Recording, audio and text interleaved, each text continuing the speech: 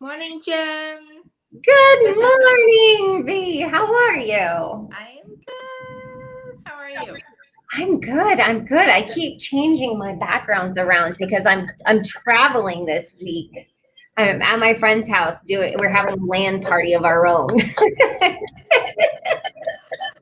Well, welcome. Oh, are you on your phone? I No, hear some feedback. I'm on my iPad. Oh, I hear some feedback. Sorry. Okay, so we have welcome to the morning muffin show, your morning carbo load of real estate. I can't figure out where it is. Anyway, and today we have Black History Month on our weekend Wednesday that we are having today for things to do this weekend. What do you find out, Jen? Oh, so much stuff. I can go first. Okay, Yes. so I am a homebody. And with coronavirus, I get to really just stretch out inside my homebodiness. And the activities that I love to do involve reading books, listening to podcasts, and all kinds of stuff. And I have a bunch of links for if you are just like me and enjoy learning and stuffing your brains full of stuff.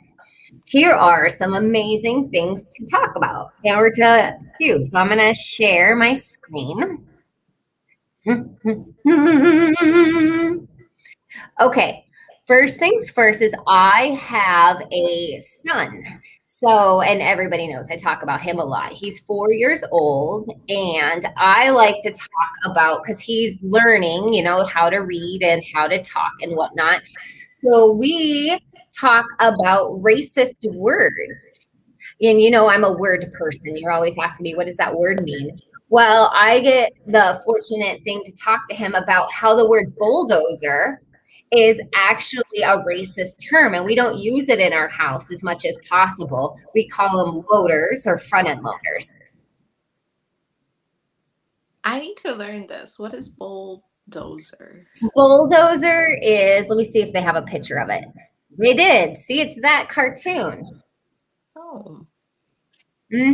So the reason why it wasn't originally this machine. This machine was actually invented about 60 years after the term bulldozer was actually invented. And basically, right down here. Okay. And okay, let me first off tell you, V, that a bulldozer or a dictionary isn't like, hey, here's a list of words, go and use them. No, a dictionary is a historical document recording the words in a language. So what it is it's just like a place to keep a record. As new words are used and invented, they are recorded in a dictionary. So just let's get that thing straight. So a bulldozer here was used in American newspapers, and it's terrible. But it was basically what had happened when people took elections by ballot or by bullet, and they would actually like flog or whip or and anyway, I don't, it's just terrible, but you can read all about it. I have this wonderful link right here. And I'm going to stop sharing my screen for the sake of time because there's so many things. So you guys can go and learn about words, racist words and things like that, which is always really great to learn the words that you use out of your, like in real estate. For example, do you know that the term master bedroom is the term master is actually a racist term, and that it should be called the owner's suite or the owner's bedroom? Hmm. I didn't Is that know that. Yeah, because the term master meant slave owner. Oh, got it. Yeah. So it's funny how these terms have just entered our normal language and nobody gives them any thought, but they're really offensive to people who think about it all the time and like everything they do. It's like a constant reminder. But, okay. So then I have another one. So if you guys want to learn, and where I learned that was the Allusionist podcast. It's a word podcast. So I'm gonna write that Allusionist podcast, and you guys could look it up. It's by Helen Zoltzman. She's English. Okay, and now I'm gonna share one of my favorite shows. I love crime. Do you like crime? Yes. Of course I I do. like I'm like you, Jen. the whodunits, you know. So yesterday we talked about Brooklyn's, and it actually reminded me like of this podcast that I just listened to. So if you can see this map, it says Brooklyn right there. This is actually at Wilmington, North Carolina, and Brooklyn was a suburb or a neighborhood of that city. And in the 1896, like right after the Civil War happened, the South entered what they call the Reconstruction Era, where they were basically rebuilding places that were built and whatnot. And there was a huge African American population down there that then was able to actually become like store owners, homeowners, like things that they only dreamt of before the Civil War. And so, what's really interesting is there was the Republican Party. Also was part of something called the Fusion Party, which is where fusion, as in African Americans and Republicans, came together. And there was out of Wilmington, North Carolina, there was actually African American councilmen, African American judges, things like that. And what had happened was that the Democratic Party was actually known at that time for white supremacy. And there was a coup that was started by a journalist who owned a newspaper, which is still running today, the Daily Observer in North Carolina, and by the owner of it. And so I always tell people, you guys, whoever owns the press owns the words coming out of it. Okay, it's what happens. And this is another piece of history where they actually started a riot and they said that they were going to take the election by bullet or by ballot. And they basically came in, stormed the town, and they killed 60 people, African Americans. And then they covered it up because they were able to convince journalists and the paper to write something else. And there's this great book about it down here. There's a link on this, and I will add it to the morning muffin here if you guys want to learn more about it. This podcast is only about 40 minutes long, but it's great to hear the alternative truths that are actually, and actually Wilmington, North Carolina is actually where the first Jim Crow laws were passed, and it's because of what had happened on this day with this coup. And so these are things you can learn about this weekend when you're out and about, sitting at home. I do have one other link here to some amazing, I'm going to share actually this page because this is really a beautiful website.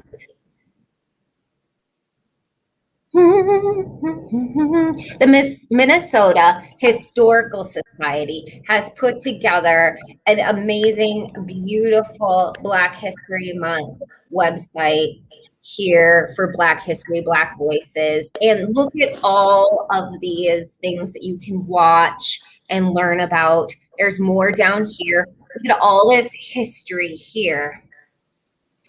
Historic Fort Snelling and what it actually looked like for slaves that worked there.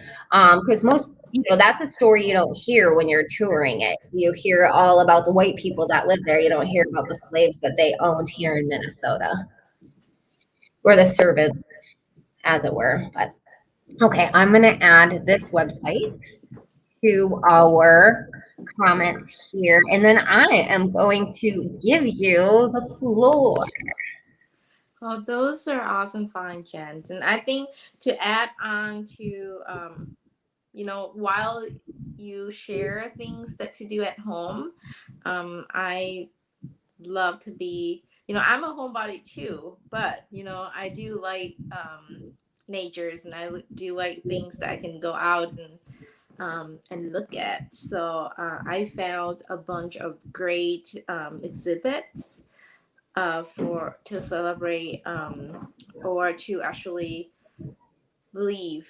I don't know if celebrate is the right word.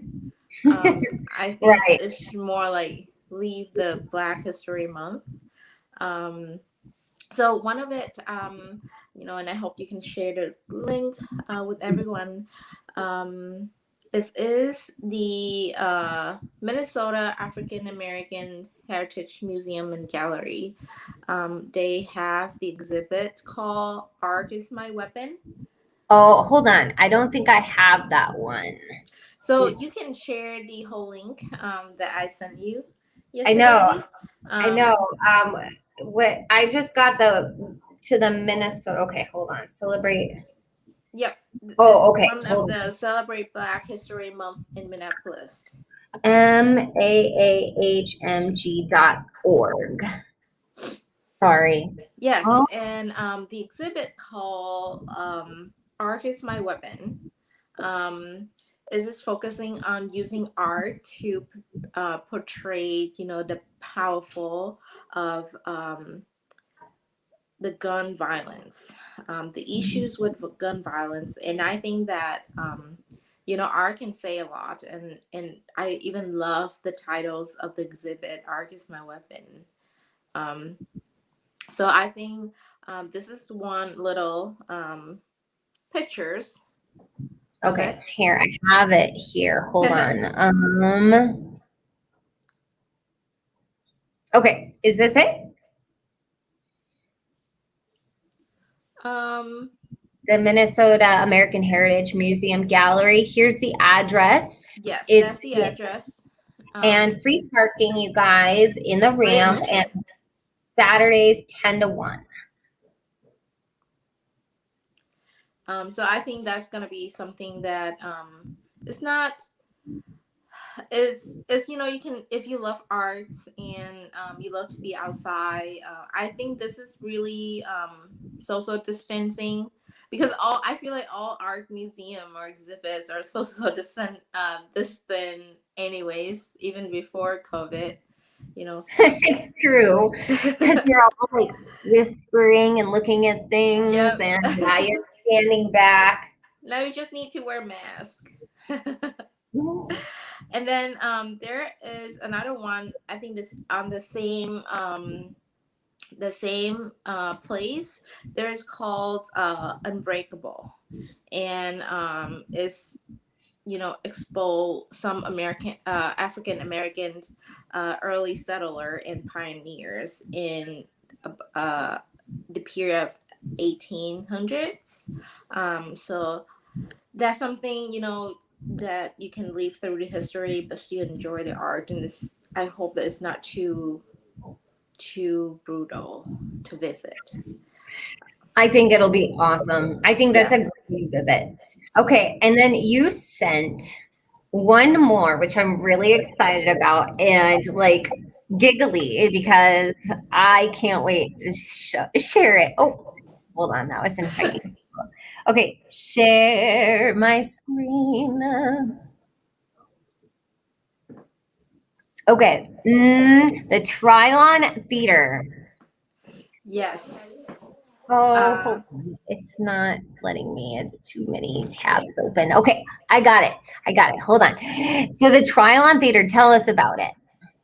so during this is, I don't know if even related to Black History Month, but one of my clients invited me to see a movie at a Triumph Theater because they have a Bruce Lee films marathon, in the February. So I'm gonna go check it out.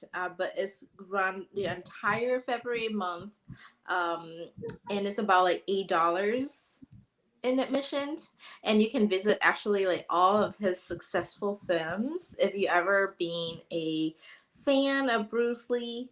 Um, and there's like so many times available, and because coronavirus, Trilon just allowed 20 seat out of 90s, as of normal, and of Oh, course, that's really small. yes, so that's why it's exclusive.